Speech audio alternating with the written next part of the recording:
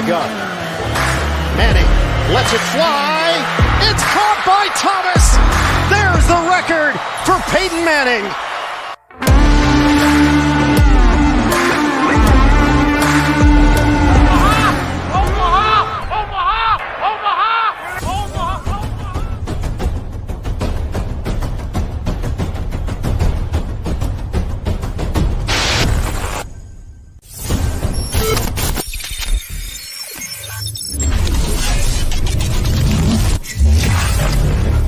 Nothing Wrong with Orange and Blue Podcast.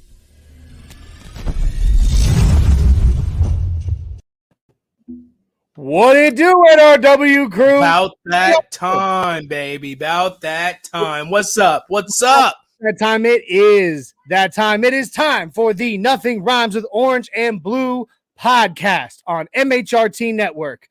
I am your host, Johnny Baki. With me, as always, my best friend in the world, godfather to my kids. I love this guy, Isaiah Henderson. What's up? Nothing Rhymes crew. What's going on? Happy Friday, everyone. End of the week.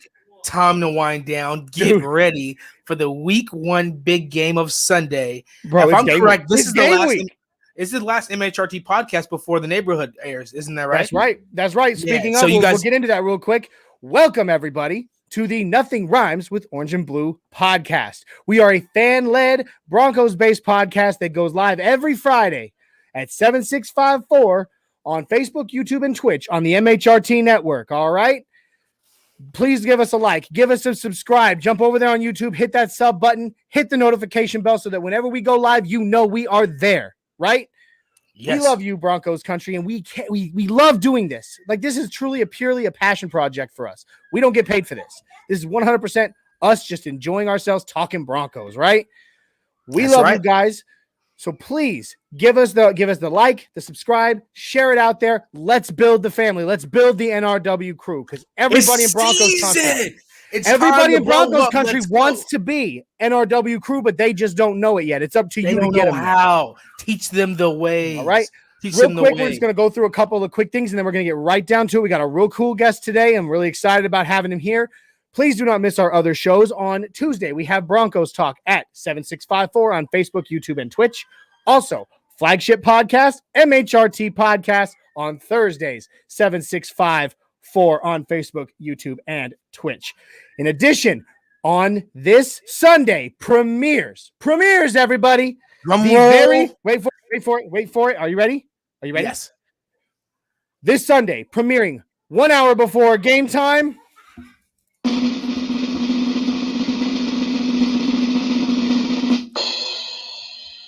The Neigh-borhood.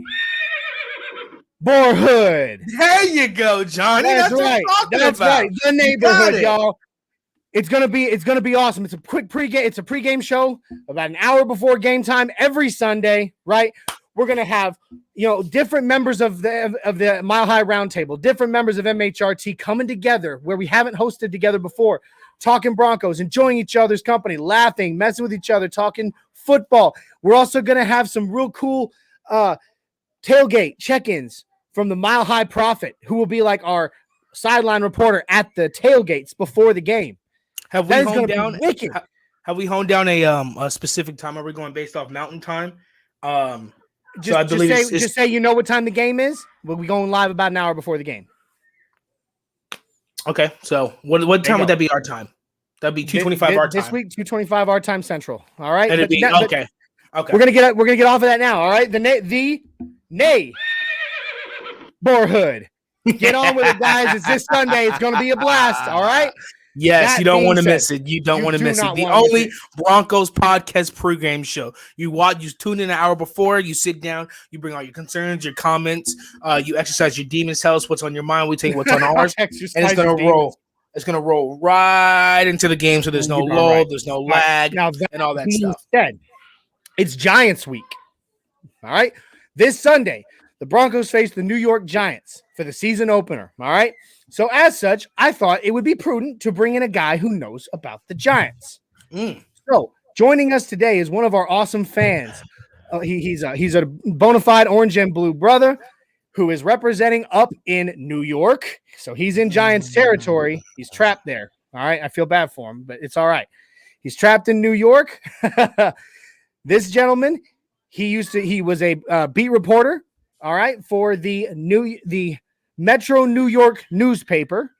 He covered the Jets, the Giants, and the Knicks. All right, so he knows the Giants. He's gonna, and this is really exciting. But deep down, not even deep down, all over the place, he is a Broncos fan. All right, he was just doing his job when he was covering those. Yeah, teams. we know where his loyalties lie, Mr. Tony Williams. That's right. Hello, guys. Welcome, Mr. Williams. Welcome. Thank you, guys. What's going on, Tony? Guys. Yeah, we will mile high five for sure, brother. We will for sure mile high five. That's how what you I'm doing, talking brother? about. I'm great, guys. Thank you for having me. I appreciate it. Oh yeah, man, it's exciting, dude. We got real football, like real football, coming up in less than 48 hours. Like, I haven't been this pumped in a while. It's gonna be the longest 48 hours of my life. Well, that and the 48 hours leading up to your wedding, but we won't get into that. So anyway, Tony, how are things in New York, brother?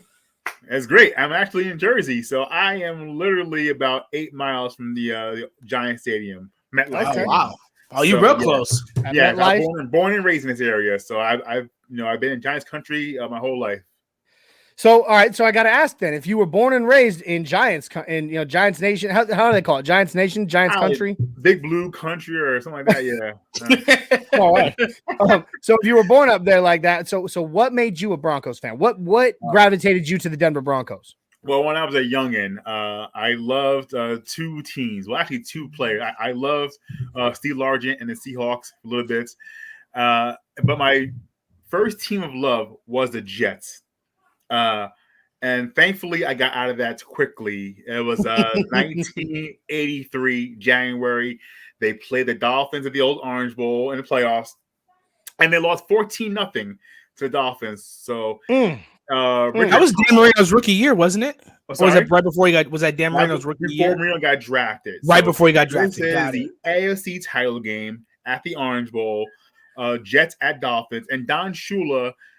He let a downpour happen at the Orange Bowl and didn't tarp the field overnight. So it was a sloppy mess because the Jets had a running back named Freeman Hill, who was amazing running back. And Shula, in order to slow him down, he watered the grass overnight, and it just got filthy. So the game was in Richard Todd's hands. Any Jets fan knows that name. They cringe already hearing that name, Richard Todd. He threw 3 interceptions that game, 2 pick six to A.J. Dewey. And after that game, 8-year-old Tony Williams was crying at his grandma's house after the game.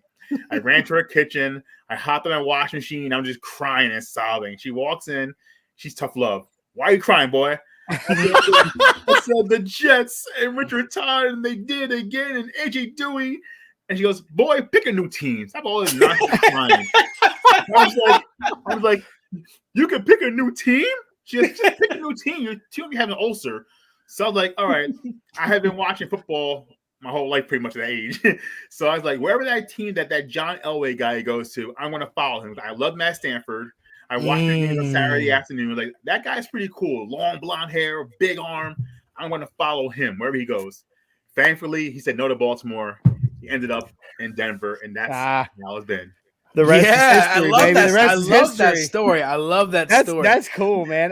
Real quick. So, I mean, I love that. That's great. Let's jump into the comments real quick. We got Michael Tynan saying, let's go Big Blue. Tbone is a closet fan of the G-Men. Don't let him fool you. Okay. I doubt it. I don't believe you. I don't believe you. My childhood friend, Michael Tynan. He's a long time Dining Wool Big Blue guy. We're best buddies, but Sunday, I don't know you, man. Sunday. Welcome to the show, Michael. It's all right, Michael. Hey, welcome to Nothing Rhymes with Orange and Blue. You may be Big Blue, but we're gonna go ahead and give you a mile high salute for being on here with us today. We got Landon Clark, the Whiz Kid. Hello. We got Dave Glassman. Happy Friday. Oh, that's right. You drive the comments this week, Isaiah. You do it, baby. All right. So we got Vic coming in. What's up? He says, go Broncos. Vic, it's game week. It's game week. Richie says, Baki. Mundungus says, and he's right. He says, best intro in the business. I don't care what anyone says. Yeah. What do you think about that, Tbone? That season 2 intro? Yeah, it was motivating. Wickets, right? Yeah. Real quick, I gotta say it. Wait until you see the intro for the Neigh. Okay. There's a separate intro. Oh, there's a separate intro, baby. Why am I just not finding this out? Listen, no, because we like to keep it, we like to keep it on the DL. Don't keep secrets from me. I keep every secret from you. Just get ready because it's going to pump you up. That's all I got. All right. He says, Pookie, good evening. He's talking to me. So it's a long story, short story. Long story short, Javonte Williams' nickname is Pookie. I hate the name Pookie. So then they started calling me that. You made the mistake of letting a bunch of dudes know that you hate the name Pookie. That was your mistake, brother. Hey, Barb's already showed you. It's my American flag that Bree got me one year for my birthday at Christmas. So, can't remember what it was. 6'10" Mexican steps in. He says saludos and salutations from Wisconsin. No. He's on a mini vacation. Hold on. I got to say this just like him. Saludos and salutations from Wisconsin. That's right there. That's a Don. So hope you have fun. Be safe. Mile High Prophet says, please accept the following comment in the manner it is intended. I reject the premise of the title of this show. Lombardi Trophy rhymes nicely with orange and blue. I agree. Thank you, Mile High Prophet. You finally found something that rhymes with orange and blue. Yes. Yeah. Thank you. I don't know how it rhymes, but you know what? You are officially now the Dr. Seuss. So for everyone so this answers my question earlier.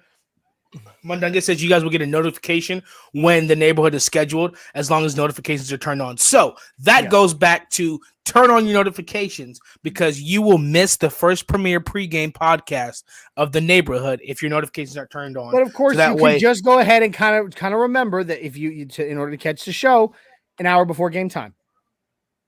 Yeah, but people forget that it's an hour before game time, but also turn on your notifications. I'm just saying, if they forget to turn on notifications, remember, an hour before game time, you're getting ready, you're cooking your wings, you're doing whatever you got to do to get prepped for game time. And all of a sudden, you're like, there's like your kids are in there watching Dora the Explorer or something. You're like, this is boring. So instead, you're like, oh, wait a minute, there's a new show on MHRT, The Neigh-borhood. And then you can go switch it on while you cook and do what you got to do to prep. Or we hack their TVs and electronic devices and just pop up when they least expect us. Listen, I'll go with that one. You know what? I'm about to click you out of this, off of this. Mobad says, "Yo, Johnny and Dark Knight, what's up, Mobad? Welcome, glad to see you as always." So Tbone, you mind if we call you Tbone? Oh, of course. Go ahead. We got a question Tony for you Williams, already Tbone from Mr. Boggins. He says, "Tony, do you think the Giants will ever have a receiver who can stay healthy?" I just hope not Sunday. I'm not a hater. I don't want anyone injured, but just hopefully not Sunday. But they will get Ken Galladay back, and Kadarius Toney, who's a poor man's KJ Hamler, be playing. Yeah, I said it. Yes. Well, Saquon Barkley is officially Saquon Barkley got the thumbs up, but their tight end Evan Ingram got the thumbs down. Yeah. So. Patrick Surtain, by the way, I think with that being the case, I think Patrick Surtain may get some work on the outside more than the inside, because their main tight end may not. It won't play, but he'll definitely get some nickel and dime in there. Okay. So that's exciting. I'm just ready to go. Okay, so we also have another one up, Isaiah. What? Caddy 22920. That's a new name, I think. I don't think I recognize Caddy. Welcome, Caddy. Welcome, Caddy. Welcome to the Nothing Rhymes Orange and Blue. As always, we toast to our new names. Here's to you. Toast. Mm-hmm. Welcome to Nothing Rhymes Orange and Blue. Mile High Salute is locked done in Denver. Ugh. Isaiah and I actually have differing opinions on this, Caddy. Tony, we're gonna let you come in first, and then Tony, why don't you? They've heard ours. Let's hear yours, Tony. Well, for all those my friends listening right now, and readers and fans, whatever followers listening, I've been called a lock apologist since I'm still big on the kid. Me too. It's only year 3, and his record is what? His record is still decent for a starter in the NFL. He has the tools. We've seen flashes. We've seen the last month of last year, the game against Vegas in Denver, the finale. We've seen against Carolina. So I'm looking at the Texans in Houston that year. There's flashes. The kid has it. I think he has the ability to be a franchise quarterback. It's just that he needs, I think, more seasoning. I think he needs more pocket awareness. He holds the ball too low on his dropbacks. Guys are coming from behind, just getting the trip sacks. He needs a better pocket awareness. I think he's going to learn that from Teddy. Teddy, for all his flaws as far as arm strength, he does have pretty good pocket awareness. I think the kid can learn from him. Yeah. I personally don't think he's done it. I think he's still the future of Denver if they don't trade for Aaron Rodgers. Oh, okay. Yeah, I like it real quick. I'm gonna pull this up, but we'll keep on this subject. Caddy says class of '87, Aurora Central. Caddy, Longmont High School, class of 2007. I don't know what any of that means, but welcome, Caddy. Well, Aurora is a suburb of Denver. Okay, so I know it's Aurora, Colorado. Aurora Central. Okay, I went. Grew up in Longmont, Colorado, right north of Denver. All right, Longmont High School. All right, we played Aurora Central. Mobad comes in. He says, Tbone, are you on Twitter? Yes, sir. I'm at Tbone8. So my name is Tbone and number 8. At Tbone with the number 8. You guys heard it. Go right now. You guys know the drill. Don't act brand new. We go follow Tbone. So there was not back on that topic. Yeah, back on the topic. When you said he holds the ball. Is he? But I mean, the real question is he done in Denver though? He said no. So no, I'm saying. I'm throwing that to you, Isaiah. Is he done in Denver though? No, I don't think so. I agree with Tbone. I think there's multiple variables that have to take place, but I still have that hope out for him. And what you said about holding the ball too long, there was a play last night. Not a lot of people missed it, but there was supposed to be a strip sack where Tom Brady's forearm got hit really hard, didn't phase him through like 12 yards down the field. Mm-hmm. And so he manipulated that touchdown pass to Antonio Brown. The pocket was great. He stepped up and he threw that touch. It just looked beautiful. So that's one thing that Drew Lock has to hone in on. And I think that seasoning that you're talking about, Tony, I think that seasoning can actually come from being a backup to Teddy Bridgewater. Now, to answer your question, Johnny, I think the reason why they made Teddy the starter was because they have so many one-year contracts, so many people that this is now or never.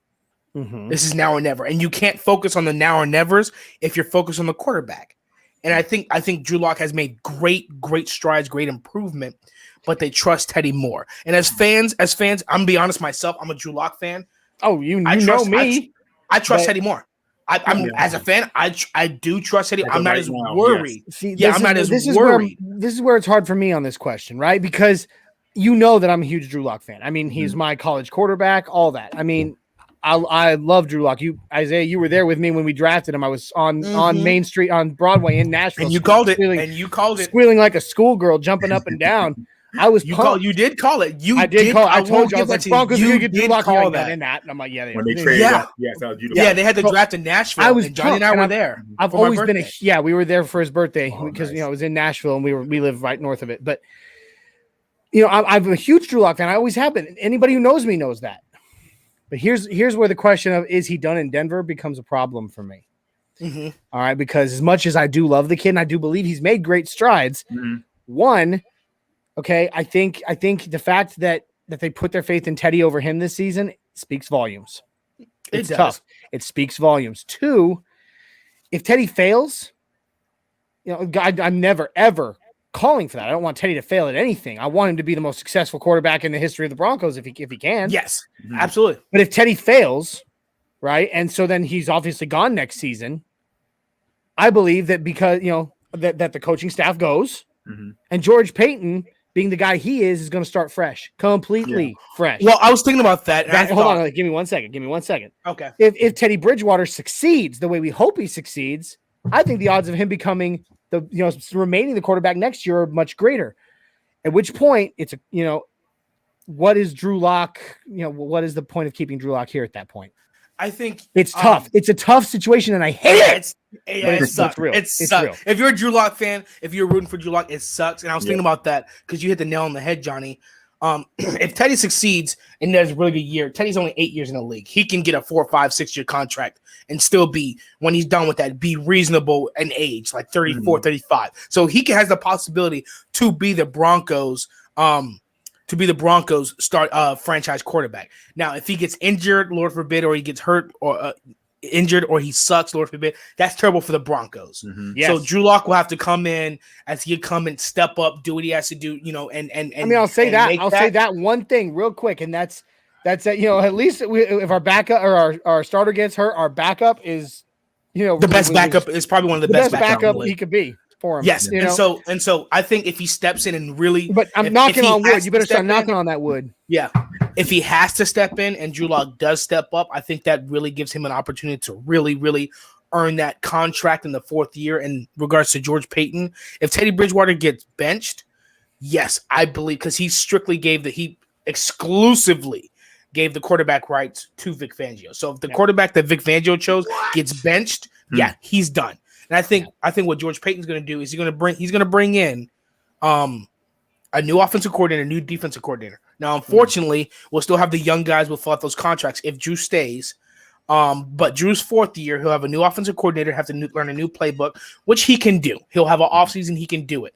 And and I think what George Payton will do in 2022 is draft another quarterback. He'll draft a younger one, keep Drew. And so if Drew doesn't do it the fourth year, that rookie that came in 2022 also learn the offense as well with the new offensive coordinator. And then they'll take it from there. So I think that's another possibility. But that's all if the Broncos suck and Teddy Bridgewater gets benched. We don't want that. We don't want that. No. We don't want that. Real quick, fun one from KB82. Going to the Broncos versus Giants game, was going to invite you guys, but I couldn't find a helicopter ride for you 101st guys. Hey. Okay, so you know what, KB82? Let me ask you a question. Let me ask you a question. You're sitting at a Broncos game, and we've seen people parachute from the sky, whatever. It was like, oh, imagine look at that, whatever. Into the stadium, imagine a helicopter, a black AH-64 comes and hovers 60 feet above the ground, ropes drop, and all of a sudden you got G.I. Joe's fast roping from there. Now, which one's cooler? I'm just saying.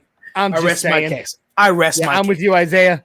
That's what me and Johnny do. That's what me and Johnny do. We're the best. All right. All right. KB82, he was 82nd Airborne, so he jumped out of planes. Johnny and I were 101st, so we fast roped out of helicopters. So we give each other crap every time, all the time when he comes in. So this one's a direct one for Tony from Rich. To Tony from Rich. With your knowledge of the Giants, how do you think Cush, Reisner, and Glasgow do versus the Giants? The interior offensive line. Yeah, I'm not particularly worried about the Giants' interior rush, honestly. I know they got Big Cat. He's definitely a player, but they really can't generate a lot of pass rush otherwise. And I think the interior of the Broncos has improved. Cush, man, he came in, he started every snap last year as a rookie. That says a lot about him. And I know they brought in Quinn Miners to move to test him. And as promising as Quinn is, he wasn't ready for that spotlight. And I think it actually made Cush better. It really did. Show him. I think he's really going to show himself on Sunday that he's an A-lister type center. I really do believe in Cush. Yeah, and Von Miller said, people were making fun of Von Miller, but Von Miller said this is the best offensive line he's ever played with. And now other people made fun of him saying he says this is the best of something every year. But the reason I think he's specific. What do you think about Bobby Massey? Yeah. We haven't Bobby Massey being named the starting right tackle. I mean, we got Garrett Bowles. Solid. All right. That's solid. I'm glad to say that. So then we got Bobby Massey chosen over Calvin Anderson. I think that was closer than Teddy Bridgewater and Drew Lock. What do you think about that? Oh, yeah, definitely. I agree with that. I know that Bronco Country, they really were pushing for Calvin Anderson. He's kind of like a fan favorite underdog the last couple of years in Denver. He's homegrown. He's homegrown. Bobby's an outsider, so I understand that. But I think just over a body of work, I think Bobby was very good. I think Bobby's very good right tackle spot for them. I liked him next to Glasgow. I think Glasgow is very good as well. So I like their O-line. I mean, Von Miller is, he looks hyperbole, but I do think that this O-line is very good. Yeah, I think they built this camaraderie, and I think Calvin Anderson was, and the same thing with Drew Lock and Teddy Bridgewater. We kind of wanted that homegrown. Yeah. This is us. This is camaraderie. You can't step in here. Lloyd Cushenberry was drafted. Dalton Reisner was drafted. Garrett Bowles was drafted. Calvin Anderson was drafted. The only one is Graham Glasgow, and people are punching for Netani Muti because he was drafted. And you got Drew Lock, who was drafted. Everybody's like, "Hey, we want to develop the guys we drafted." So with Bobby Massey and Calvin Anderson, Bobby Massey's on a one-year contract, I believe. Do you think if he does a great year, a Pro Bowl year like DeMar Dotson last year, who I won't get started on DeMar Dotson because he did great. Do we keep Bobby Massey, sign him, or do we get rid of him and just keep Calvin? I think we keep Calvin. We keep Calvin. If it was that close. It was that close. I mean, I think it depends on the numbers. I know right now they're $28 million under the cap, but that's not accounting for Cortland's deal and Chubb's deal coming up. If he outprices himself on the market, then you just go with Calvin, and I'm good with that too, because it was that close. And it's also the factor is people don't talk about this enough. Mike Munchak is the best O-line coach in the business. And because next year, because Graham, everybody thinks this is Graham Glasgow's last year, right? So Graham Glasgow will be gone. Bobby Massey, those two outsiders we talked about will be gone. Yeah, you also can't forget that depending on his numbers this season, this is also the last year for Melvin Gordon too. That we have to we have to worry about that too. I think Melvin Gordon knows that, and I for some reason have a really good feeling about. $28 million under the cap right now is awesome, but people that's not going to stretch as far as people think. No, but I think no, it's not going to stretch. But I don't think I don't think Melvin Gordon's going anywhere. Well, we'll see. I honestly, I think that running back. I think what Tony said. It depends on numbers. All right, now look, we know that it's not just going to be the Melvin show. Okay, this is going to be a very run-heavy offense, right? Lots of play action, lots of run.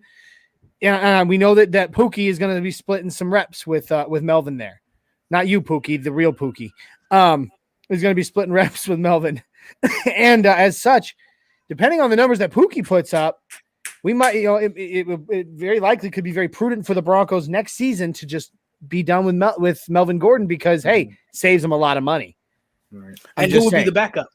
The reason why I'm asking, we still got Mike Boone. That can happen. The reason why I'm asking is because we would have to see Mike Boone. But the reason why I'm asking is because we saw what happens with the Ravens. Their running backs just drop like flies. Yeah. So are we ready to just give up? I don't think we are. I don't think we are. But I do not think that if Pookie shows up and shows out the way I think he's going to, that they're not going to consider letting Melvin go just to save some money.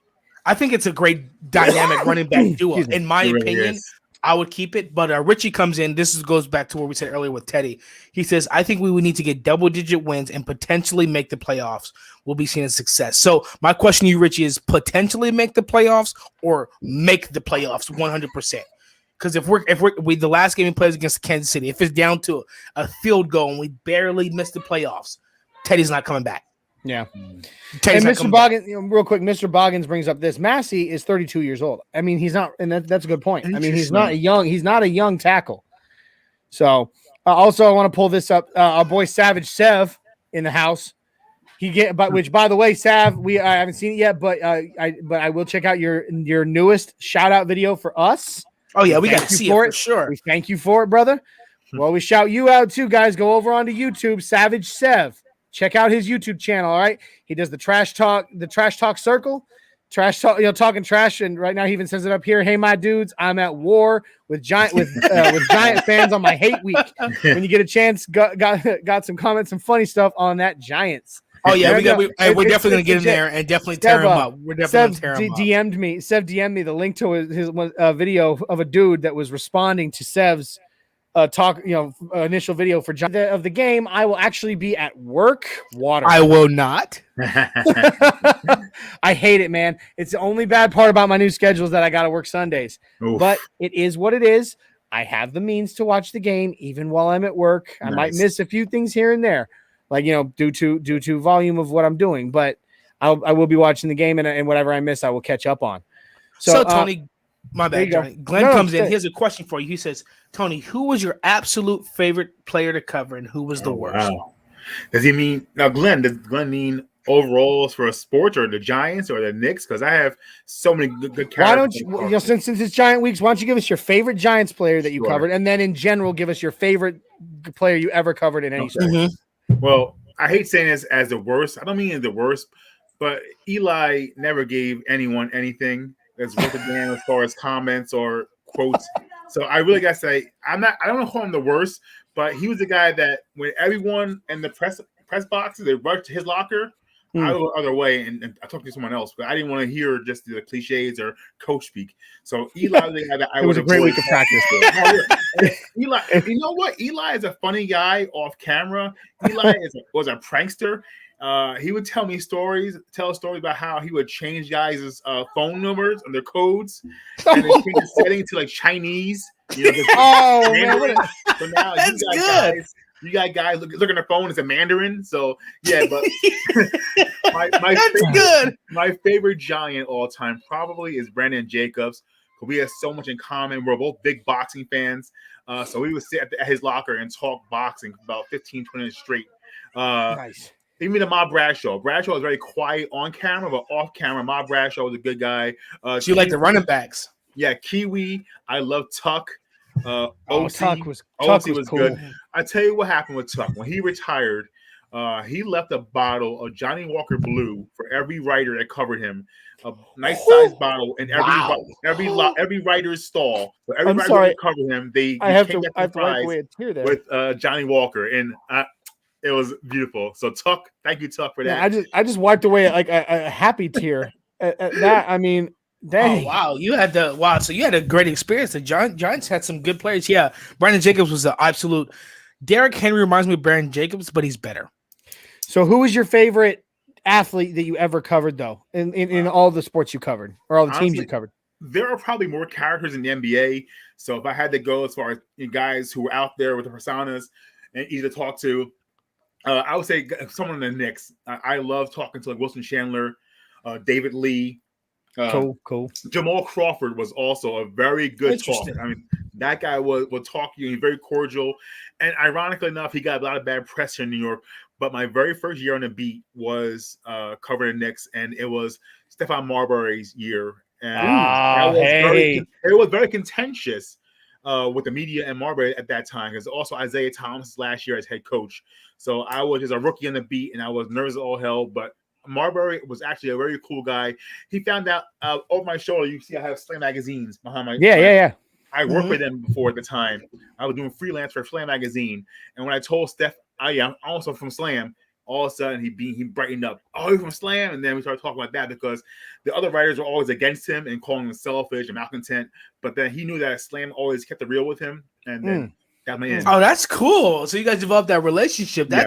That's really, really cool. That's wicked cool, fantastic. Dude. You got a good job. I mean, not everybody gets those experience of they don't with professional athletes in different sports in different arenas. Someday, so, I mean, someday, Isaiah, we'll be there. Getting to know guys personally was always fun. Yeah, that's fantastic. Also, big thing. One thing. Mello. When Mello was in New York. Oh, that's my boy. Yeah. I would always go to practice in football jerseys, throwbacks. And my very first time meeting Mello, I had an Elway throwback, the white one, 75th anniversary edition, and a Broncos cap. And they goes, Broncos, I know them well. I said, I know you're from Denver, you're Nuggets, I know. They go, yeah, Broncos. So me and Mello kind of headed off. Yeah. And then Chauncey Billups, also a former Nugget, who's I knew Chauncey. Who's a Colorado native. So, he loves being a Broncos fan. We talk Broncos all the time. Chauncey Billups. Like I used to attend. My grandfather, in addition to having his season Broncos tickets, he also had CU Buffs season men's basketball season tickets. And when I was growing up, my favorite player was Chauncey Billups. I was like Chauncey went to CU? 7, 8, 9 years old, and I remember going to these events that they would throw called the CU, the Buff Stampede or something like that. And a bunch of kids that get to come down and just run around the court with the players. And I have pictures somewhere. They're in a drawer somewhere. I got to find them. But there's pictures of like little me and Chauncey Billups, like up there. He was so cool, man. He was so cool. What a great guy. One guy, he is. I'm sorry to put him on blast, but Eddie House. We used to argue every day, but Eddie House is a Raiders fan. A Raiders diehard, and we argue every day after practice about Raiders Broncos. I got you, man. Man. It's fun that they had someone to get their mind off. These guys do basketball, football, whatever the sport may be 24/7. So to come in and really, have like a writer who's not trying to pick their brain or just find some gotcha story to just really kick it and just distract them. That's a fun job you had. Caddy comes in. He says, Tony, can we beat Mahomes once? Yes. Hey, I love it. Johnny, can we beat Mahomes once? Tony, you can go home now. No, I'm just kidding. That's exactly how I feel about it. Everybody's been asking me all season. They're telling me all off season. There's no way we're going to beat Mahomes. I'm like, you know what? The blueprint's out there. Yes, it is. The blueprint has been put out there. We've seen what we need to do, and look at what this defense can do. Tampa Bay looks rusty. They don't look like Super Bowl. They won. I'm just saying. They won, but they turned the ball over 2-3 times. It is time to end the losing streak to the Kansas City Chiefs. Yeah, the blueprint wasn't the Bucs. The blueprint actually was Coach Fang's last year in Arrowhead, where they kept getting to the goal line and couldn't score and kept getting field goals. That was the blueprint. Fangio had the blueprint against him. Now he had the players now to back his blueprint. I'm telling you, we're ready. We're ready, baby. Yeah. I mean, we're gonna be harassing him. All right, so my high prophet. He said, overheard at last Giants practice, guys. So there's quotations so you guys know this is legit. It's not fake news. He says, guys, coach says if we lose by less than 20 points to the Broncos, he'll take us out for ice cream. So we know what to expect going into Sunday. They've got ice cream on the line. So, we're going in winning. So Glenn says, Avatar comes in and he says he was late, but he's here. Avatar says, my brother went to high school with Chauncey Billups, so that's legit. Yeah, it's always cool when you go to high school with people who become famous. It's actually pretty cool. So I want to throw out a question to Tony from me. All right. So Tony, what do you think? What part of the Giants, like as a team, do you think is going to be the biggest worry for the Broncos, and which one do you think is going to be the least worry for us? I think I already know your answer, but yeah, I'd like to hear what you say. I think both line play for the Giants. Their D line, other than Williams, I'm not scared of them. And their O line has been patchwork. They're going to start Nate Soldier again. Nate Soldier sat out last year. He's older. I don't trust him on left side. I mean, that left side actually right side. He's on the right side. The right side of their line, they're facing Vaughn, and I fear for that right side of the line. I think Vaughn will have a big day Sunday. I really do. And I know, and as far as concerns, the Giants secondary is very good. I will give them that. Bradbury is good. Jabril Peppers is good. Ryan, they have a good secondary. I want to see how Tay does against them. I want to see if they roll press coverage against Judy. Judy's route running is amazing. Oh, it's incredible. That's a mistake. If he's not breaking press Judy, they're in trouble. Yeah. And then you got KJ Hamler ankles. He's putting them on skates, man. Like I cannot stop talking about the Broncos because I can't wait. Yeah.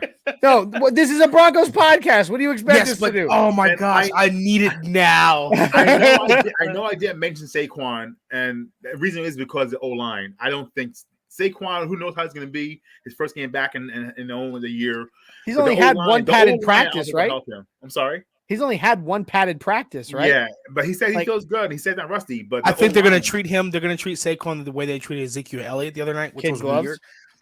Yes, no, not the Broncos, but the Giants. Yeah, they're not going to give him coming off that ACL tear.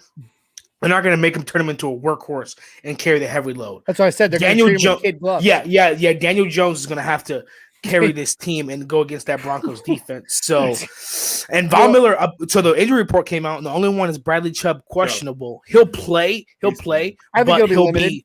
He'll be limited. But I mean, Broncos country is cool. We can't wait to see Bradley Chubb and Von Miller together. Yes, fine. Full on. We got Draymond. Yeah, we got Malik Reed. Jonathan Cooper. What's his name? Jonathan. What's the other one that we kept? The undrafted kid that is so. I know. Andre Mintz. Andre Mintz too. Yes. It's gonna be like we're still set, guys. Like I want to see Chubb out there with Vaughn, but at the same time, man, like I'm ready to see Patrick Surtain in the game. Yes, his first NFL season game, because in one poll, Micah Parsons is supposed to win Defensive Rookie of the Year, and the other one is Patrick Surtain. Yeah. So. I'm excited. Orange-colored glasses to see that. It's Patrick Surtain. You know what I mean? Like, I'm also excited to see Jerry Jeudy just really, because we got to watch Micah Parsons, who's supposed to be the Defensive Rookie of the Year, and CeeDee Lamb, who's supposed to be better than Jerry Jeudy. So we got to see the rookies and the sophomores yesterday. No way. CeeDee Lamb dropped a couple passes, but he stepped up. He stepped up. Yeah, he did what he got me 23 points. He got me 23.6 points. Yeah, me too. But I'm really excited to see Jerry Jeudy come into actually be able to, because last year he played the X or the Z. X or Z. This year he actually gets to play that slot spot, which is what he's at. You get a linebacker or you get a strong safety trying to cover him, come off the line, and Teddy Bridgewater absolutely loves Jerry Jeudy. And then Noah Fant 100%. They already said the only person is Bradley Chubb. Noah Fant is ready to go, son. So I'm excited. I'm excited to see how. So based on next year, Ronald Darby has a 3-year contract. Kyle Fuller has 1. Yeah. You think Kyle Fuller will be re-signed next year? I said before, like about Massey as well. It's a numbers game. I mean, he's not going to be a top priority because they have Surtain now, so he won't be the top of the list as far as free agents bring him back. So I don't see if Surtain has this kind of year that we think he's going to have, it might make him expendable. Fuller. Okay. I am, Glenn. I'm very hungry for a cheeseburger. I think, in my opinion, I think I think Patrick Surtain, when he plays, I think they're gonna like him for that. I mean, he can. Do you think? In my opinion, I think he can replace Bryce Callahan as that nickel, and I think Bryce Callahan goes, but Kyle Fuller stays. Okay, I think you keep those boundary corners of Fuller. It all depends Darby. on how they perform, bud. Yes, but just speculation. I Because think Fuller we know that money first is going to go to Cortland Sutton and Chubb. That money goes to those guys first and foremost. Then you got to find out, who left over. I mean, especially considering, like I talked about this. I don't know if you guys got to read it yet, but I know Isaiah's read it. My article that I released this week on Denver Nosebleeds. Check it out, guys. Denver Nosebleeds. Yeah. Johnny, give them the information to check it out. Believe it or not, it's my very first article with Denver Nosebleeds. I used to write a lot. I haven't written in years, so if it's a little, I've gotten good feedback on it though, so maybe I'm not as rusty as I thought. But I talked about it in there. Like one of the things that George Payton did coming into this organization now is change that like thought process that Denver's a place, is just a place where people, guys come for one contract and then bounce. It's a revolving door. So he changed that instead. If he has changed that. He's re-signed a bunch of dudes, and he's showing, and that's showing these younger guys, hey, you do your job. You come in here, do your job to what we are paying you to do, as good as you can possibly do, and be one of the best. You will be a Bronco for life. Okay. And I think that's true. I truly think he is like, I'm done letting go of our veteran players in lieu of, signing younger, cheaper contracts. If we got the talent, we got the talent. Let's keep it here. And the scary part is that when these players get, and Tony, we have a question for you from Glenn. The scary part is that when players get these big contracts, we're always worried, okay, now they got their contract, they're going to be complacent. Like Garrett Bowles got his contract last year. He earned that and got it. And so we're going to see this year. I mean, he still didn't give up any sacks in the preseason. Same thing with Justin Simmons. Justin Simmons got his huge contract. Is he gonna suck now? Is it gonna be a slump? Preseason he came out with an incredible interception and just did what he does. So like I said, speculation. I'd see Ronald Darby and Kyle Fuller outside boundary corners. And I'd see Patrick Surtain replacing Bryce Callahan as that slot corner, that nickel, that dime. He's bigger, he's younger, he's more athletic. I could see him replacing Bryce Callahan. As that slot corner. So Glenn comes in. He says, "Tony, what is the coolest story you have from your days covering the NFL?"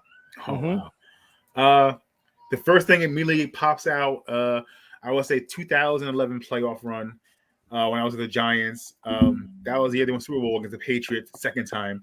And it's crazy. It started out that year, that playoff season. The Giants had a wild card game against the Falcons, and they beat them, I think, like 24-2, and it just wasn't in a game. And then later that afternoon, after the Giants game, I'm writing my story, and I look up in the screen and I say, "Oh my God, the Broncos are playing. They're playing the Steelers that game." So there's the rule in the press box is no cheering in the press box because everyone's down there typing and writing. So I'm looking up while I'm writing, and I'm watching Tbone and the Steelers against the Steelers that game. Oh, that game! I'm like in my seat, going, I'm like just trying to hold it in. I couldn't cheer, I couldn't yell. And after that game, I ran onto the parking lot and just started screaming, "Yes, yes!" And from that ride, that was good because I was covering the Giants, and after I beat the Falcons, they go to, I believe, Green Bay at Lambeau. And my paper, Metro New York, very cheap, they said, "We're going to fly you out to Green Bay for that game." That's an experience. But here's what happened. That Wednesday of that week, they emailed me saying, "It's not in our budget to fly you. Do you want to drive?" I'm like, "Do I want to drive from New Jersey to Wisconsin?" That's not happening. They're like, "Fine, we're sorry about this. If they beat Green Bay, they go to San Fran, we're going to fly you there." I said, "You're going to fly me to San Fran, which is probably twice more expensive." It wasn't the budget the last week, but you're going to fly me to San Fran? Okay. That's hilarious. Sure. I said, "Sure." So then it's a email again on Wednesday. "It's not in our budget. We can't fly you out there." Duh. But if they beat San Fran somehow and they go to Indianapolis play the Patriots, we'll send you out there. Fine. All right, fine. They beat San Fran in overtime. I get the email again on Wednesday. "It's not in our budget to fly you out there. Do you want to drive?" So I'm like, you know what?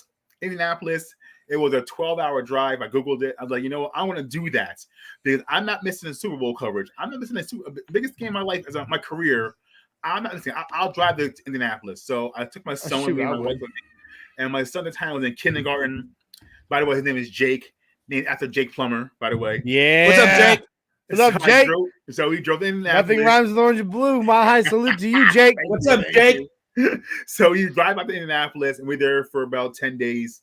And just the experience of being out there with my son and memories for life. And I took him to the ballroom during press conferences. So we met like Jerome Bettis, Lynn Swan. Oh. We met a rookie named Miller Lite 40. If anyone knows that means, that guy is Miller Lite 40, aka Von Miller.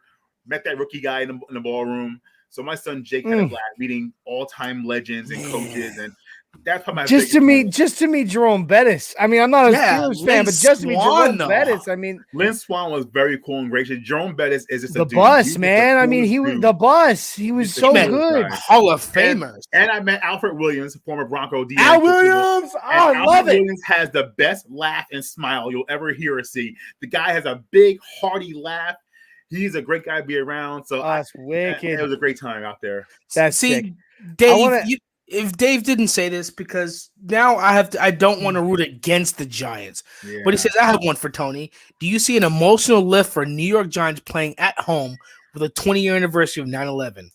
Yeah, I thought about that. I thought about that a lot, actually. Now I can't root against the Giants. Yes, you can. I have to root for the Broncos. Yeah, it's one of those things where I think emotions are going to be high at first, but if the Broncos jump out early and kind of squelch that crowd, because it's going to be the first home game with fans in over how many months, or a year and a half, and it's going to be after 9/11. So there's going to be a lot of emotion. A lot of just raucous atmosphere, but Denver must get out there and punch in the nose early to get that emotion out of there. If it builds, it was like 10-10 after one quarter, crowd's still gonna be in it. So you got to get out there. You need to get out there and just remember for 60 minutes. Crush the crowd. 60 minutes. 60 minutes. This is football. Exactly. Okay, everything else is gone right now. This is football. I've been at many Giants games where they've started out hot and the team jumped out on them early. The road team jumped out early. The crowd goes silent. Crowd goes dead. So they got to get out there early, Broncos, and get out there early and fast. Yeah, you heard him. Avatar comes in. Broncos says, country. PS2 is built to cover the Kelseys and the Wallers. And Caddy piggybacks off. He said, "Who's covering Kelsey?" Well, right now it'd be Bryce Callahan, but that's what we brought PS2 in for. So if he can be specifically that and focus on that, and you have your boundary corners, he's got the athleticism, he's got the hops, he's got the speed. Yes, there's also a blueprint for that already. Fangio kind of let out the bag. Actually, Von Miller let the bag, saying that PS2 is going to cover Kelsey. And when they went to Coach Fang's like, yeah, it's kind of our plan. Because there's a precedent. Remember, people compare PS2 to who? Champ Bailey. And when Champ Bailey was in Denver, Champ Bailey covered Tony Gonzalez often when they played head-to-head in Kansas City and Denver. Champ Bailey recently said he reminds me of me too. Exactly. I mean, so one thing about how much more of a glowing endorsement do you need than Champ Bailey to himself say he's me 2.0? Yeah. Exactly. You know? And so one thing about PS2 that he's so versatile. Let's say Bryce Callahan stays, but they get rid of Kyle Fuller after 1 year. Why are we going so far into the season?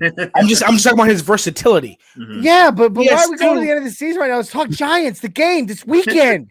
PS2 can be the boundary corner. Bryce Callahan can stay on the inside. So he's so versatile. He can be anywhere on the field, and that's kudos. That's kudos to George Payton for really drafting a very versatile guy who fits Fangio's schemes perfectly. He can play anywhere. If you wanted to, you can put him at strong safety or free safety because he just can. Von Miller was like, this guy's as big as me. So good job, George Payton, on that. All right, I want to read this one. This one's from Glenn to Tony here. He says, not a football question, but living in Montclair, did you ever meet Yogi Bear? And if so, what was that like? Okay, good question, Glenn. I've been in Montclair 18 years, so Yogi's no longer with us. God bless. He was a great man, though, very charitable. Yes, I met Yogi a few times, mostly on Halloween. Because his house was pretty much up the hill from my house where I live now. So, my family and I would go to trick or treat on his block, and we would go to his house often. And Yogi, we saw Yogi a couple of times because there's a baseball team here in Montclair called the Jackals. It's independent baseball, and the stadium's called Yogi Bear Stadium. So we go there a lot. And when he was alive, he was there a few times, like appearances. Yogi was a very good dude and gave a good candy too. So. The Bear family. We have another question for you, Tony. He says, Mundunga says, T-Rex sized chicken or 100 chicken sized T-Rexes? You got to face off with them with what you got with you right now. Yeah. Yeah, pick one or the other. See, I feel 100 chicken-sized T-Rexes. They're lethal still. T-Rexes, even chicken size. They still have the claws and the teeth. I want to fight the T-Rex sized chicken and just hope for the best. Hope for the best. 100 chicken T-Rex, they're gonna jump you. You have no That's hand-to-hand combat right there. I mean, you got I'm with Tbone on this one. It's a T-Rex sized chicken, brother. 100 T-Rexes on you. It's one big thing. It's one big thing that I got to keep my eyes on. You know, so for me, I have no chance against a 40-foot chicken. Neither do I. I'm crippled. I barely walk. You know that. But small T-Rex. But you have a cane. You said whatever you have on you, Johnny. If you have a cane, you can take about 25 to 30 of them before you get tired. Whatever you say, dude. It's an oak wood cane. You really think I'm taking out 30 T-Rex sized chickens or chicken sized T-Rexes? No. Yes. No. But at least if I'm facing off with that one T-Rex sized chicken, it's one thing for me to focus on. I see him. And what are you going to use? You said what you got right here. I don't know. But it's just one thing for me to focus on rather than 100 things falling from all sides with teeth and claws. And just stick and move. And do what? What are you gonna punch his undercarriage? Undercarriage, right there. If you can reach it, it's like Ryu. Are you kidding? Out there. Yeah. Yes. Well played. KB82 says, I will also be at the Yankees versus Mets game September 11th. Super excited for both. Wow, you're just having a ball. Yeah. All right. Enjoy yourself. I'm jealous. Yeah, me too. I'm so jealous. Glenn says that is the correct answer. Which one, though, Glenn? We all three gave a different answer. No, he's talking about Tbone's answer. He's saying Tbone's the correct answer. The giant chicken or the giant chicken versus the little T-Rexes? Yeah. He says, Avatar says, as long as you don't move, you don't have to worry about 100 T-Rex sized chickens. Thank you. Finally, someone with common sense. Glenn, exactly. I'm thinking smart. I don't have a chance against a normal size. I got it now. It's just because you got me. There it is. In my defense, I've never been face to face with a normal size chicken. I've only seen chicks. So, a normal size chicken. Roosters will mess you up, bro. Oh yeah. I'm messed up by a rooster. Oh, okay. Yeah, you aren't scared till you get on a farm and get chased down by a rooster, bro. That ain't no joke. Those jokers, they are not afraid of us at all. Yeah. like I've actually, believe it or not, I don't know if you know, Tony, my profession is 911 dispatch. Okay. That's what I do for a living. I actually had a call recently of a dude nearly died bleeding out from getting spurred by a rooster in his farmyard. Whoa. Like it came up at him. He was trying to pick up one of his chickens to put her in the coop. Yeah. And the rooster didn't like that, came up and spurred him right on his wrist, and the dude nearly bled out. Like those roosters are no joke, man. And they go, Mile High Prophet, I want that drumstick. Avatar says he has. Isaiah wants it too, but only if it's churches. Yeah. Right. I will. As a matter of fact, this isn't a joke. I have chicken thawing out right now. So as soon as we're done with this, I'm gonna go fry and no joke, chickens. Revenge. Avatar, he says I have. They are scary. Ooh, okay. So for KB82, since he will be there, this is a good question for him because he will be in New York. Who makes the best pizza in New York City? Oh man, you know what? I'm biased. I'm a Jersey guy, so I do Jersey pizza first. But New York there's a spot every block in New York. It's kind of hard to pick one. I mean, there's even bodegas have good pizza. I mean, it's kind of hard to pick a good pizza spot in New York because they're actually all good. Okay, go to Jersey because Giant Stadium is in Jersey. Yes. So, what's the best pizza spot in Jersey since KB82 will be at the game? Giant Stadium? Free plug. My hometown of Nutley, New Jersey, which is only 6 miles from Giant Stadium, a place called Ralph's Pizzeria. Ralph's Pizzeria, KB82. Ralph's Pizzeria, you heard it here, KB82. In Nutley. Go there. I'll see you there. I'm going there first, actually. All right. So Tony, I'm gonna get back to Broncos for a minute. I always love bouncing around and just yakking for a while, but we always got to come back to the Broncos for a minute, right? Yes.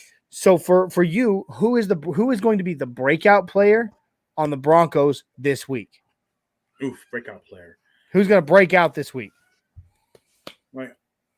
I want to say my tight ends. I want to say if Fant is ready to go fully and even Albert O can get a few reps, I love the tight end room. Even Sauber. I was about to say, how about that Eric Sauber? I love that their boy's tight end room. dangerous. So if I gotta pick a sleeper, I'm gonna go to tight end room. But I don't think there's any backer or even safety. Jabril Pepper is a pretty good player, but I don't think he can catch up to Fant. And I think I like the matchup with the tight ends. And Teddy, they call him Teddy Chuck Down.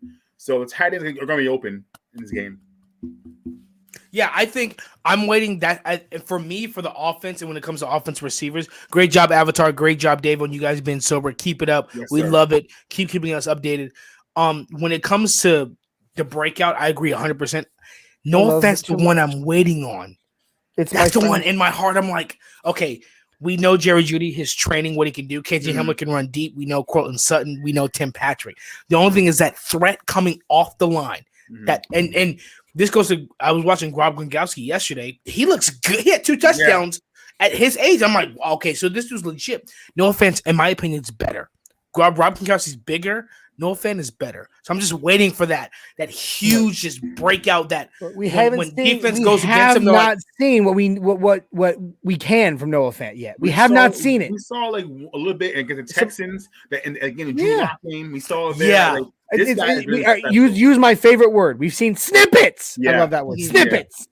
We've seen snippets of Fant, but we have not seen what he's truly capable of. Yeah, we've seen him get one catch, run 80 yards. Like, I see like next season. It's like you said, it's here and there. Like, I'm talking about where a defense goes up and like, we don't know who to guard. Right. It can go to anyone. Cortland Sutton, and my hypothesis, man, I need Fant to go off on Sunday because I sat Gronk. Don't make me regret that. I think I have him. I think I didn't sit. You sat Gronk? Yeah. He sat touchdowns. Oh, you need him to go off. Look, here's the thing. 100%. I'm gonna. You ready for my hot take? You ready, Isaiah? Yeah. Ooh, hot take. Johnny coming in with the hot take. Next season, fantasy football, top 4 tight ends is going to go Kelsey, Noah Fant, George Kittle, Darren Waller, in that order. Oh, hold on. You got to explain yourself with this hot take. You got to explain yourself. So, look, I truly believe it's Kittle. I just said it. Travis Kelsey. This season, we just did our draft this week, right? I destroyed you, by the way. Anyway, we just did the game just start. Oh my god, we're not gonna do this. Hey, I won the draft. I won the draft for MHRT Network. Johnny, it's yet to be seen if I win, but I still won the draft, even though you were talking. Excuse me, guys. Johnny's a rookie at fantasy league, so he's not. He's bragging that he won a. I was playing fantasy football while you were still in diapers, son. Wow. What are you talking about? So we know anybody who's played knows during the season. Anything happens, but no. Go ahead, Johnny. Anything can happen. You're right, but I still won the draft, even though you were talking all kinds of smack. Explain your hot take. Point being, all right, the top three tight ends in this draft were it went Kelsey, Kittle, Darren Waller in that order. All right, I predict Noah Fant having such a breakout season this season that next season he is second only to Kelsey in fantasy drafts. Yeah, that is a hot take. Second, that's my hot take. This isn't a dig at Noah Fant whatsoever. I love him. He's a great tight end. I want him to do great. Is the NFL that low on tight ends? Yeah. Where those are the first 4 taken off the board on every fantasy league, where the NFL's that, tight ends are that far and few? Yeah, because you saw how high they drafted Kyle Pitts. Because it's just 4. I think he went number 4, didn't he? 4. The tight end. The tight end's position is lacking as far as star power and greatness. It really is. KB82 says, I can win the draft. He'll win the championship. Whatever you say, Flamingo Ball. Thank you. Anyway. Thank you, KB82. You can win the draft. I'm going to win the whole damn thing. Whatever you say, Flamingo Balls. Anyway. You play to win the game, right? That's good. All right. So there's that.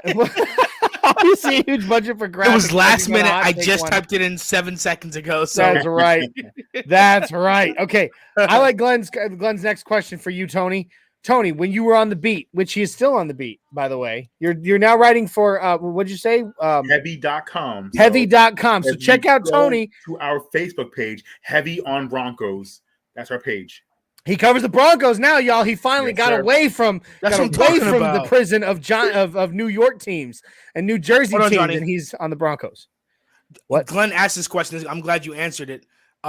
He says, "Are you still writing, Tony? And if so, where can we read your stuff?" Yes. That was the question he asked so previously. Go to heavy.com and type in Broncos, and I'm right there. Or go to our Facebook page. Facebook is Heavy on Broncos. All right, so going back, so Heavy on Broncos. Get on there, check out Tony's stuff. Heavy on Broncos. I'm sure do it now. You don't have a choice, right, Tony? I'm sorry. You also find it, I'm sure, on heavy.com, yes, right? Yes, sir. Heavy.com. Right. Search field, type Broncos, and search. There field. you go, and that's Tony's stuff right there. Glenn asked, Tony, on the beat, what question do you wish you could have asked, gotten away with, and gotten an answer, and to whom? Oh, wow. Any question to anybody ever, who would it be, and what would it be? All right, I'm going to say only time that I couldn't get a question off, I totally froze. Kareem Abdul-Jabbar was at Rucker League in Harlem, and I'm a Laker fan. You probably see over my shoulder. I'm a Laker fan. Thank you. Let's go. No. Go Nuggets, baby. Go Nuggets. I just had to say it. Since 1980, I'm a Lakers fan, so I'm from LA. I'm originally from Los Angeles. I joined the military and stayed out here. So absolutely. You said you were at the Rucker League? I was at Rucker League. I covered Rucker League also. I covered them. The EBC was a Entertainers Ballers Classic. So like the Fat Joe had a team, like all these guys. Yeah. And Kareem was there one night. Were you there in 2003 for the blackout? No, I missed that. Actually. Oh, okay. And I missed Kobe by one day. Kobe made the game, and I missed by one night because I decided not to go because it was going to rain that night. And so I'm not going to Harlem in the rain. So that night, Kobe showed up, put on a show. I missed it. So that hurts. Still. But Kareem was there, made an appearance. He walked. All you see is the giant head walking through the crowd. And I'm like, Cap, Kareem. And I'm like, you sucker, man. You froze your biggest opportunity ever to interview the great Kareem, and I just froze. Yeah, because he played in LA at UCLA, and then he after the Sixers, after he won the title with the Sixers, he came to Lakers. So you being a Lakers fan, that's arguably the greatest Laker of all time. And Tony, you messed up. But you're sitting there and you're like, I just froze. In my opinion, he's the best I've ever seen. And I've seen Jordan. Yes, I've seen Jordan, LeBron, but the best I've ever seen is Kareem. And I froze on my favorite player. And I'll never forget myself for that. And if I ever see you again, Kareem, I promise I'm taking out a note. I know it's definitely a womp situation, man. Hey Kareem, if you're listening, Tony's coming for you. Yes. Come on the show. We'll bring you and Tony on. Kareem Abdul-Jabbar. Please, Cap. Please come on. All right. Wow, listen. Glenn Hauser throws in a dad joke here. Did you interview Fat Joe for Heavy? # dad joke. Actually, I got a story about that one too. There you go. At Rucker, Fat Joe walks with his entourage, and they're going to sit in the stands. And I always got the first seat behind the basket, floor seat, so I can see everything. And Fat Joe walks by. I'm like, "Hey, Fat Joe," and he gives a head nod. So to me, I thought we can talk now. So I follow him up into the stands, and his bodyguards stiff arm me in the chest, literally stiff arm in the chest. I go, "Where are you going, son?" I'm like, I go say, "What's up? I want to talk to him. I'm from Slam Magazine." He goes, "I don't care where you're from." He goes, "Call his PR lady, Amy, and she'll talk to you through him." So yeah, I met Fat Joe briefly. Tried talking to him. He had like Secret Service. You got a head nod. You got a head nod from Fat Joe. You got some. That's more than I've ever gotten. So there you go. So that's awesome. So Caddy comes in, beat Mahomes. And he wants to be more specific. He doesn't know, can the Broncos beat the Chiefs once?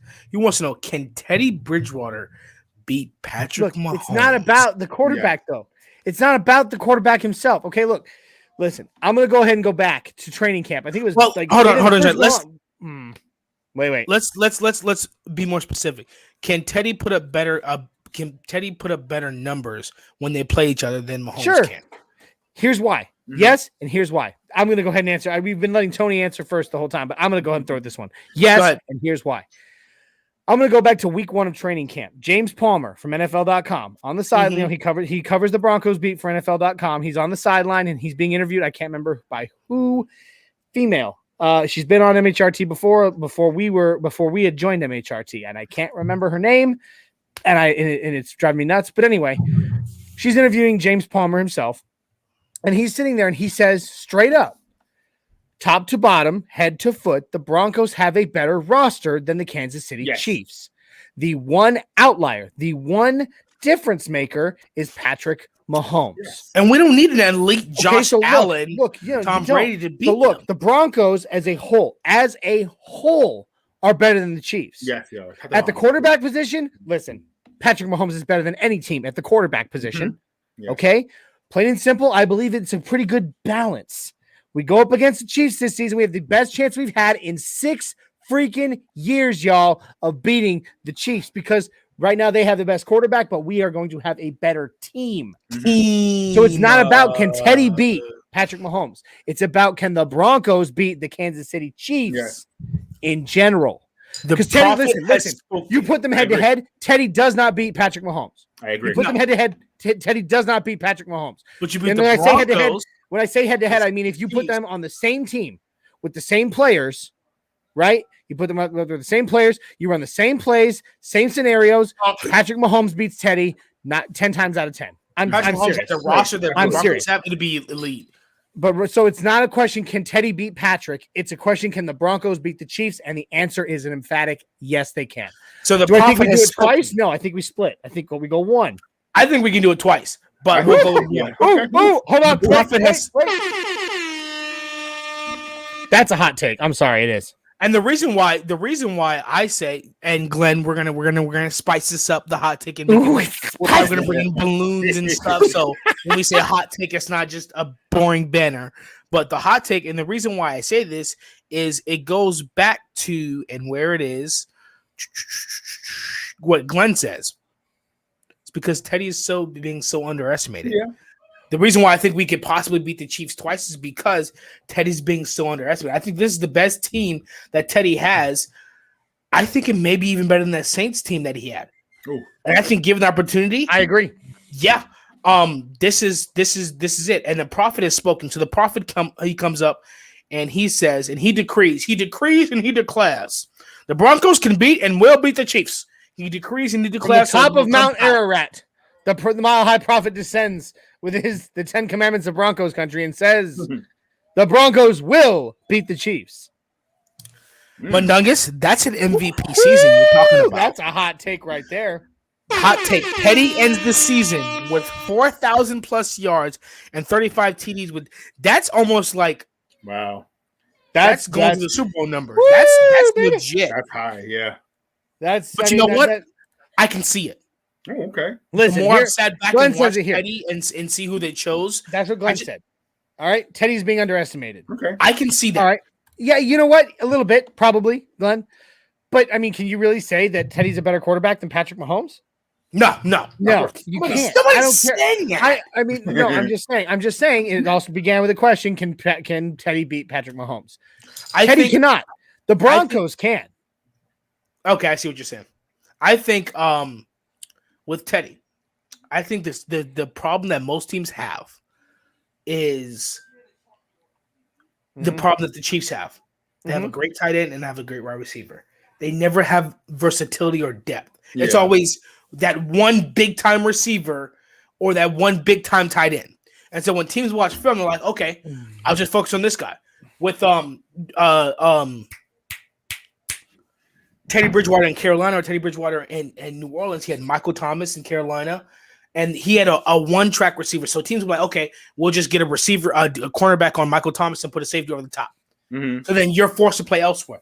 With the Broncos, you don't have that. You double team Cortland Sutton, Tim Patrick over the top. He's 6'5", bigger than Cortland Sutton. You double Tim Patrick, you got Jerry Jeudy in the slot. You double Jerry Jeudy, you got KJ Hamler going over the top. You double KJ Hamler, you got Noah Fant coming off the line. There's so much. Time, real quick. I just got to say it. My high prophet says from the top of Mount Evans, which is great. Tallest mountain in Colorado. I love it, Prophet. But you know what? Prophet, I'm from Longmont, named for Long's Peak. So you know what? I'm going to go ahead and say you descend from the top of Long's Peak. Most beautiful peak in Colorado. Just saying. All right, there you go. So there's so many weapons that Teddy has that he can throw to.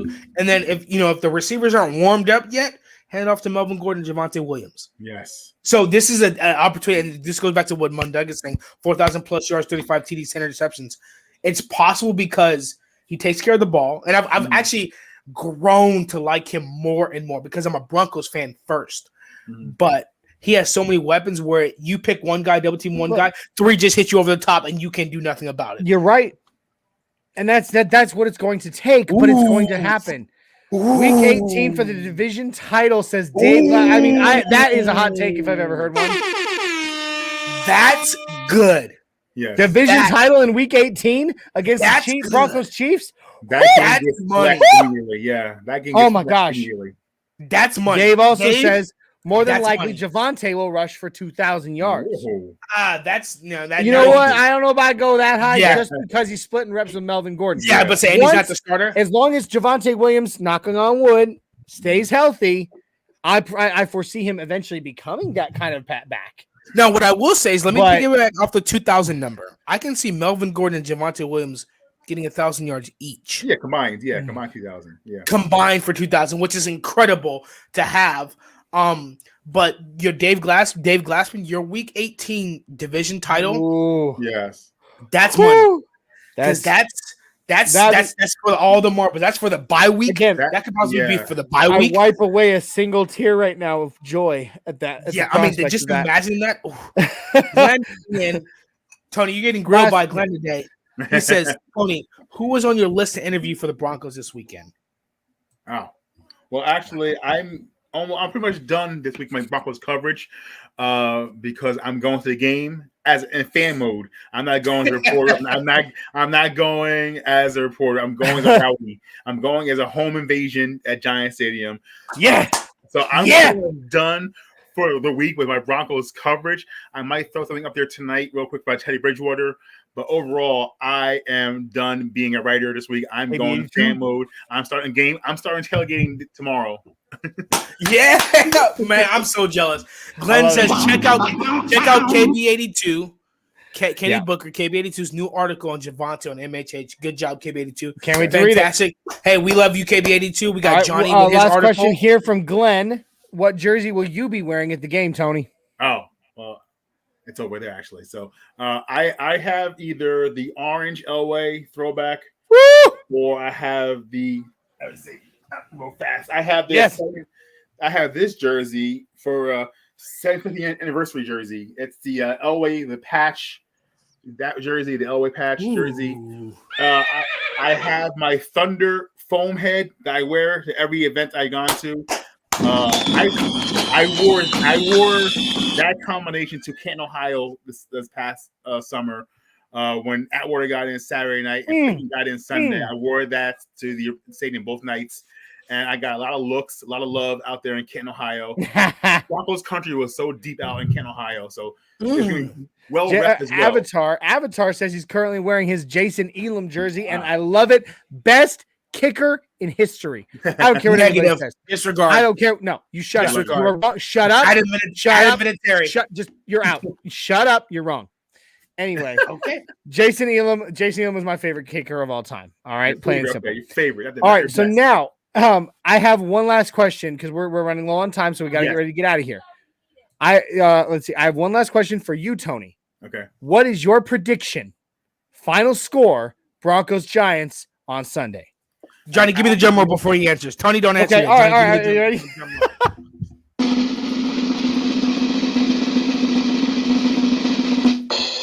All right. Well, my fellow Giant brothers that live here in New Jersey, I'm sorry. Michael Tynan, Matt Meyer, Bakator, sorry. It's Broncos 27, Giants 18. F18. All right. That sounds like a W to me, baby. That sounds like a W to me. Isaiah and I, we talked about it last week. We actually did a season prediction. It was we had to rush through it a little bit at the end there, but we actually predicted 27-10. Okay. Ooh, 10. Okay. Or no, actually, I think we said 31, didn't we? 31-10. But are we changing it because Bradley Chubb's not there? Are we, or he's limited? I am not changing a thing. Do you think the defense still holds them to no? Even without Bradley Chubb, I changed nothing. Okay. Hey, KB82, maybe you and Tony could link up or see each other. It's a huge stadium, but he says, I'm rocking my orange Rod Smith jersey to the game. All right, come find me, KB82. Come find me. Listen, KB82, anybody who knows me knows that my favorite Broncos player of all time is Rod Smith. If you guys want to give KB my information, we'll link up. I'll see him there. Yo, I'll hook you all up. I'll hook you up with, you know. Hey, we're gonna link up Broncos country so that way Broncos country can get together. That being said, and be Broncos. So yeah. That being said, we are an hour and 16 minutes in. It is time to start to roll out of here. That being said, thank you so much to Tbone 8, Tony Williams, the man, the myth, the legend. If you want to check out Tony, go to heavy.com and search Denver Broncos. You'll see him there. You can also find him on Facebook, Heavy on Broncos. Tony is writing there. You can find him on Twitter at Tbone 8, right? Yes, sir. Are there underscores in there? No, Tbone. I didn't think so. Tbone 8 on Twitter. You'll find our boy Tony. Follow him, guys. He's a hell of a Broncos fan. 2, he's a hell of a writer. 3, he's a hell of a friend. We've been talking a lot over the past few months on Twitter. He's a good dude. I love Tony, and I can't wait to continue this professional relationship, this friendship. I love having you here, brother. Yes, sir. By the way, if you don't mind, stick around after we go. Stick around after we get out of the show. All right. Sure. That being said, guys, thank you for joining us. All right, for another episode of Nothing Rhymes with Orange and Blue here on MHRT Network. Okay. Once again, we are a fan-based Denver Broncos-led Denver Broncos-based podcast. We go live every Friday, 7654 on Facebook, YouTube, and Twitch. Okay? Do not miss our other shows. Tuesdays, 7654, Facebook, YouTube, and Twitch is Broncos Talk with a 6'10" Mexican and Richie Riche, our buddy, our favorite Mexican, who's really tall, and our favorite Canadian, who's also pretty tall himself. All right? We also have our flagship podcast, MHRT Podcast on Thursdays, 7654 on Facebook, YouTube, and Twitch. That's Mundungus, Glenn Hauser, Mr. Boggins, and a 6'10" Mexican, because we just cannot get enough of that really tall Mexican guy. Yeah. All right. Now, as I said, do not miss us next week. 7654, Facebook, YouTube, Twitter. No longer Twitter. Facebook, YouTube, and Twitch. All right. For Nothing Rhymes with Orange and Blue. But in just under 48 hours. What do you mean no longer Twitter? What are you talking about? Right now, I'll explain after. We are no longer on Twitter right now. It's just for now. All right. Who's There's we? a reason. MHRT in general. Just quit asking questions. I just said NRWB. I was like, no, I was on Twitter today. I was like, I don't know what you're talking about. I'm sorry. You're done? Anyway, in less than 48 hours. The live stream. In less than 48 hours. Day. Get ready.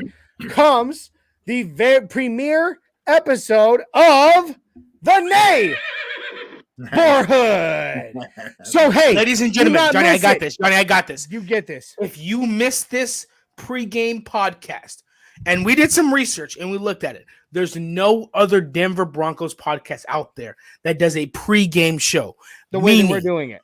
The way we're doing it, meaning when you're an hour before the game, you wake up, you take care of what you got to do, you're cooking, you can listen to Broncos Talk, Broncos Podcast, Broncos fans talk about the Broncos before the game.